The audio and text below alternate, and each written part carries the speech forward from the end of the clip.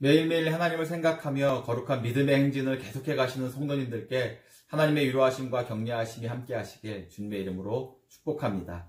오늘 함께 나눌 말씀의 본문은 예레미야 51장 54절에서 64절까지입니다. 오늘 본문 전반부인 54절부터 58절까지는 당대에 정말로 대단했었던 바벨론이 얼마나 처참하게 무너지는지를 예레미야가 상세하게 예언하고 있습니다. 세상의 칭찬을 받은 만큼 강대국이었던 바벨론에는 노래하며 춤추며 세상을 즐기고 우상을 섬기는 소리들로 가득 찼었습니다. 그런데 그들은 하나님의 진노가 임박했음을 깨닫지 못하고 계속해서 죄악의 길을 가고 있었던 것입니다. 이제 하나님의 진노가 임하면 바벨론이 어떻게 바뀔 것인가를 본문은 말씀합니다.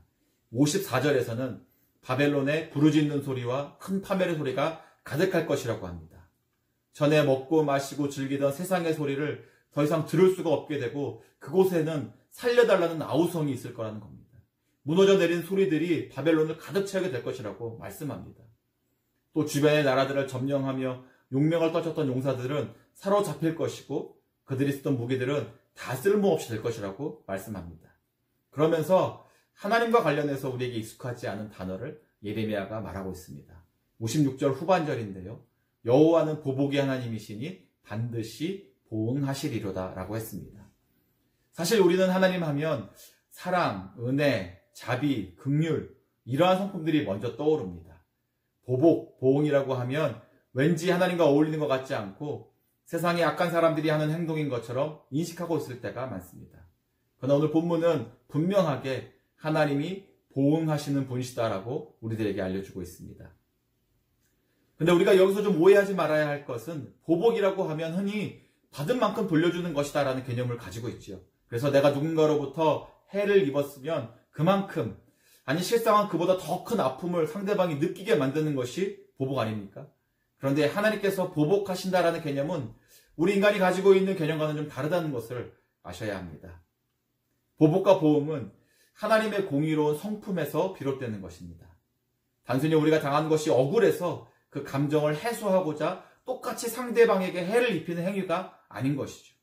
공의라는 것은 하나님께서 이 세상을 창조하실 때 하나님이 이루시고자 하신 목적을 달성하기 위해 세우신 하나님의 기준을 말하는 것입니다. 하나님은 그 기준을 출애굽한 이스라엘 백성들에게 율법으로 나타내 보여주셨습니다. 그리고 오늘 살아가는 우리들에게는 기록된 하나님의 말씀으로 허락하신 것이죠. 그냥 그때그때 내키는 기분에 따라서 마음대로 행동하시는 하나님이 아니라 명확하고 분명한 기준에 근거해서 행위를 따라 그 행위의 결과를 얻게 하시는 것이 하나님의 보응, 보복이라는 것입니다. 그래서 로마서 2장 6절에서 바울은 하나님은 각 사람에게 그 행한 대로 보응하신다라고 알려주고 있습니다. 예레미야 선지자 사역 후반기에 사역했었던 하박국 선지자가 있습니다. 그는 바벨론을 통해 유다를 징계하시는 하나님을 이해할 수 없었습니다. 그래서 하박국서 1장 13절을 보면 하나님께 이렇게 따져 묻습니다. 주께서는 눈이 정결하심으로 악을 참아보지 못하시며 패역을 참아보지 못하시거늘 어찌하여 거짓된 자들을 방관하시며 악인이 자기보다 의로운 사람을 삼키는데도 잠잠하시나이까. 하박국 선지자가 생각하기를 바벨론과 유다를 비교하자면 바벨론이 훨씬 더 큰 악을 저질렀는데 그 큰 악을 심판하지 않으시고 왜 유다의 작은 죄를 더 큰 악을 행하는 바벨론을 통해서 심판하시는 것일까 이해할 수 없었습니다. 그래서 하나님께 질문을 했던 것이죠. 하박국 선지자 당시의 상황에서만 보면 자신의 이해로는 도저히 납득할 수 없는 하나님의 행동이었지만 우리가 좀 더 넓게 성경을 통해 보게 된다면 모든 것은 하나님의 공의 안에서 이루어져 가는 것임을 우리가 알게 된다는 것입니다. 당장은 이해할 수 없을지라도 모든 것은 하나님의 섭리와 계획 아래서 그분의 시간을 따라 결국에는 이루어진다는 것을 기억해야 합니다.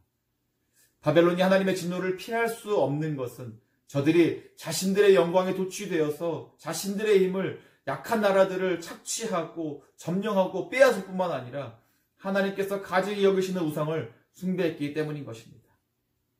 하나님의 진노가 임할 때는 인간이 아무리 스스로 강하다 할지라도 그 인간의 강함은 쓸모가 없게 되는 것을 본문은 말씀합니다.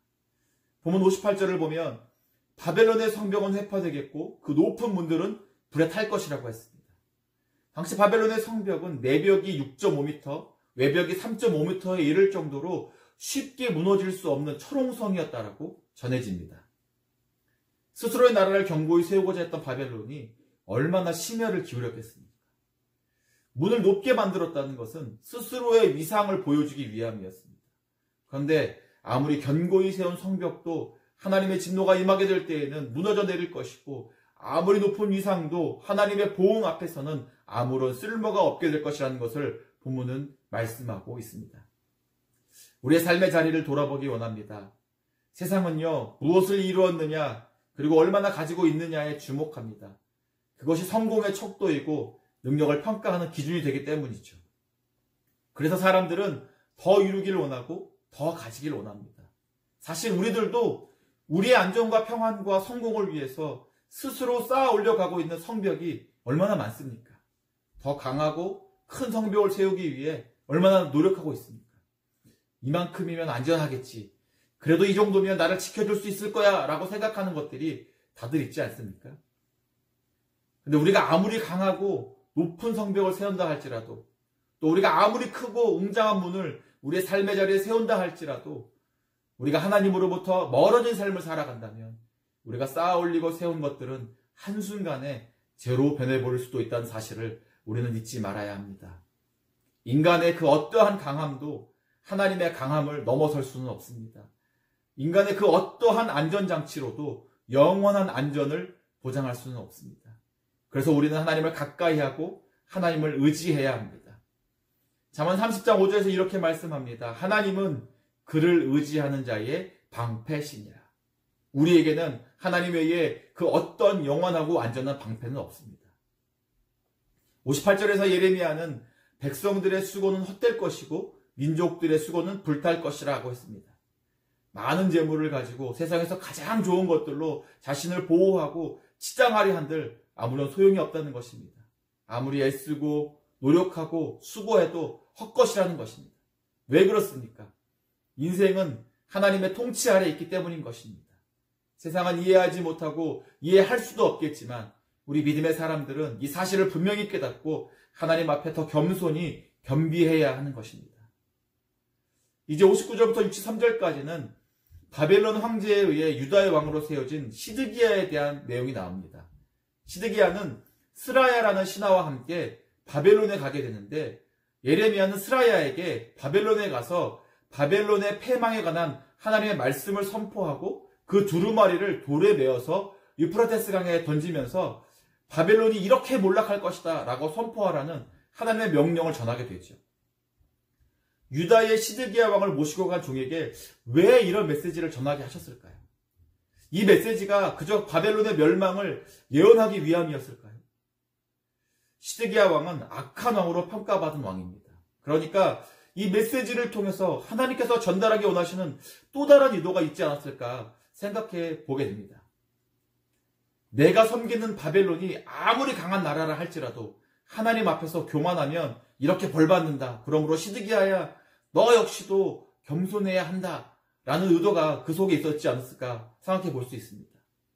성경은 시드기야가 비극적인 유다의 최후의 왕으로 비참한 최후를 맞게 된 이유를 역대하 36장 12절에서 이렇게 말씀합니다. 그는 그의 하나님 여호와 보시기에 악을 행하고 선지자 예레미야가 여호와의 말씀으로 일러도 그 앞에서 겸손하지 아니하였다 라고 했습니다. 하나님 앞에서는 우리의 성이 얼마나 견고한지가 중요한 것이 아닙니다. 하나님 앞에서는 우리가 얼마나 크고 웅장한 문을 세웠는지가 중요한 것이 아닙니다. 하나님께 중요한 것은 우리가 얼마나 하나님 앞에서 겸손하며 그 말씀에 순종하는 가운데 살아가는가에 있는 것입니다. 하나님을 존중하지 않고 하나님을 떠난 나라는 결코 온전히 설 수 없습니다.